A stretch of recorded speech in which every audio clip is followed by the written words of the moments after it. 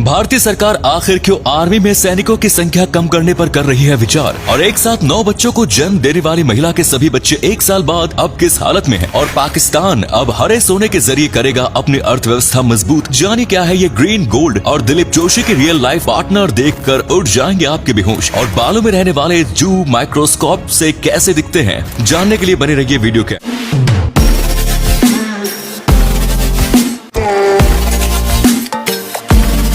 Number 1, दुनिया में कुछ रिकॉर्ड ऐसे भी हैं जो मेडिकल साइंस के लिए किसी चमत्कार से कम नहीं है। माली की रहने वाली हलीमा सीसे ने पिछले साल एक साथ 9 बच्चों को जन्म देकर एक वर्ल्ड रिकॉर्ड बनाया था। हलीमा का जब अल्ट्रासाउंड हुआ था तो उसमें 7 बच्चे नजर आ रहे थे, लेकिन जन्म के वक्त 9 बच्चे मौजूद थे। हलीमा से पहले भी 2 महिलाएं 9 बच्चों को जन्म दे चुकी है, लेकिन दोनों महिलाओं के सभी बच्चों की मौत हो गई थी। वहीं हलीमा के बच्चे अब 1 साल के हो गए हैं और हाल ही में उनका जन्मदिन मनाया गया है। 1 साल बाद हलीमा के सभी बच्चे स्वस्थ हैं। इनमें 5 लड़कियां और 4 लड़के शामिल हैं। कुछ बच्चे थोड़ा बहुत चलना भी सीख गए हैं। हलीमा के पति माली में मिलिट्री की जॉब करते हैं। नंबर 2, पिछले साल एक रिपोर्ट सामने आई थी जिसमें दावा किया गया था कि भारतीय सेना में 1,30,000 सैनिकों की कमी है। तो फिर भारत की सरकार इन रिक्त स्थानों पर भर्ती क्यों नहीं कर रही है? असल में भारत अपने आर्मी का साइज कम करने की प्लानिंग कर रहा है। आप सोच रहे होंगे कि कम आर्मी के साथ भारत चीन और पाकिस्तान का मुकाबला कैसे करेगा। आज के समय में मैन पावर से ज्यादा ये मायने रखता है कि आपके पास आधुनिक मिसाइल्स, टैंक्स और अन्य सैन्य उपकरण कितने का है। इसका एक उदाहरण रूस और यूक्रेन युद्ध में भी देखने को मिल रहा है। भारत के रक्षा बजट का 28% हिस्सा पेंशन और 14% हिस्सा सैलरी देने में ही चला जाता है। इसे कम करने के लिए ही भारत सरकार आर्मी साइज को कम करने का विचार कर रही है। 20% तक आर्मी का साइज कम हो जाने से भारत के पास सैन्य उपकरण और आधुनिक हथियार खरीदने के लिए ज्यादा पैसा बचेगा। यही तरीका आज अमेरिका सहित यूरोप के अधिकतर देश अपना रहे हैं। नंबर 3, बॉलीवुड स्टार्स की अक्सर कुछ ऐसी क्लिप्स वायरल हो जाती है जिनसे उनके इमेज पर बहुत बुरा असर पड़ता है। हाल ही में रवीना टंडन की कुछ पुरानी क्लिप्स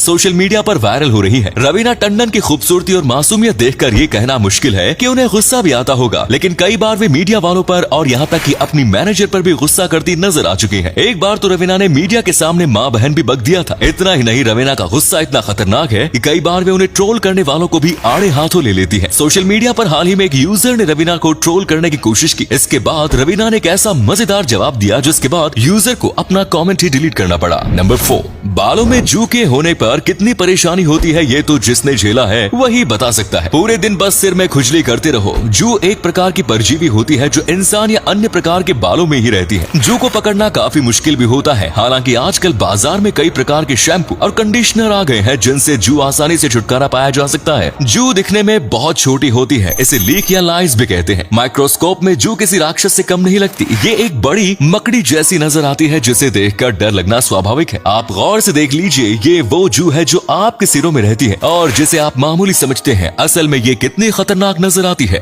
नंबर 5, तारक मेहता का उल्टा चश्मा टीवी सीरियल को लगभग 14 साल हो गए हैं और सीरियल में जेठालाल के किरदार को बखूबी पसंद किया जाता रहा है। सीरियल में भले ही जेठालाल बबीता जी के पीछे पड़े रहते हो, लेकिन जेठालाल की रियल लाइफ पार्टनर खूबसूरती के मामले में कम नहीं है। जेठालाल उर्फ दिलीप जोशी की पत्नी का नाम जयमाला जोशी है जो लाइमलाइट और मीडिया से दूर रहना ही पसंद करती है। जयमाला और दिलीप की शादी को 20 साल हो चुके हैं। जयमाला एक कुशल गृहिणी है और दिलीप के सेट पर होने के दौरान वो घर का और बच्चों का अच्छे से ध्यान रखती है। दिलीप की पत्नी कभी भी अवार्ड शो या पार्टी में स्पॉट की जाती रही है। दिलीप का कहना है कि भले ही सीरियल्स में उनकी चलती हो, लेकिन घर पर आज भी उनकी पत्नी जयमाला ही सेठ है। नंबर 6, समय समय पर दुनिया के अलग अलग कोनों से आग लगने की खबर सामने आती रहती है। जंगलों में लगने वाली आग से सबसे ज्यादा नुकसान वन्य जीव और जंतुओं का होता है। न सिर्फ उनका घर इसमें छिन जाता है, बल्कि बड़ी संख्या में जानवरों की मौत भी आग लगने के कारण हो जाती है। एक्सपर्ट्स जंगलों की आग से जानवरों को बचाने के लिए कई प्रयास कर रहे हैं। भालू के हाथ पैर यदि जल जाए तो उसे मछली के स्किन के जरिए ठीक किया जा सकता है। मछली की स्किन जले हुए हिस्से पर लगाने से घाव बहुत जल्दी भरता है। वहीं कछुए के जल जाने पर उसके ऊपर आर्टिफिशियल शेल लगाने के एक्सपेरिमेंट भी सफल हो चुके हैं। घोड़ों जैसे जानवरों को बचाने के लिए एक खास कपड़ा तैयार किया गया है जो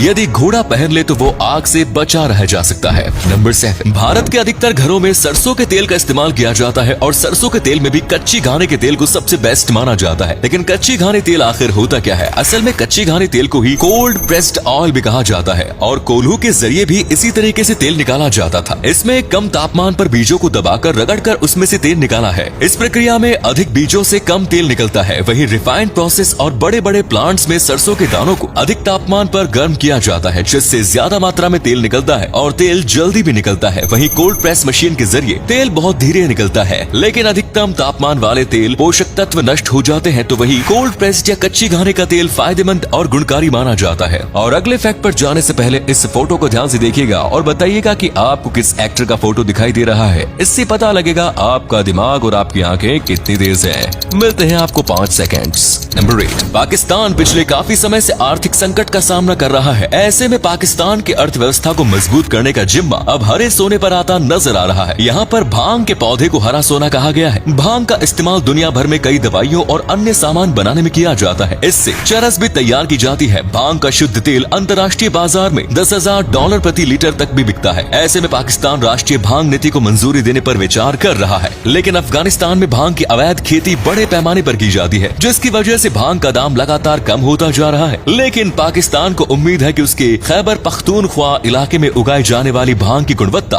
बेस्ट होगी और विदेशी बाजार में उसे अपनी फसल के अच्छे दाम भी मिलेंगे। उम्मीद है आपको आज की ये वीडियो पसंद आई होगी। अगर हाँ तो इस वीडियो को लाइक करें और अपना पसंदीदा फैक्ट कमेंट करें और वीडियो को शेयर जरूर करें। आपका एक शेयर हमें मोटिवेट करता है ऐसी और वीडियोस बनाने के लिए। धन्यवाद।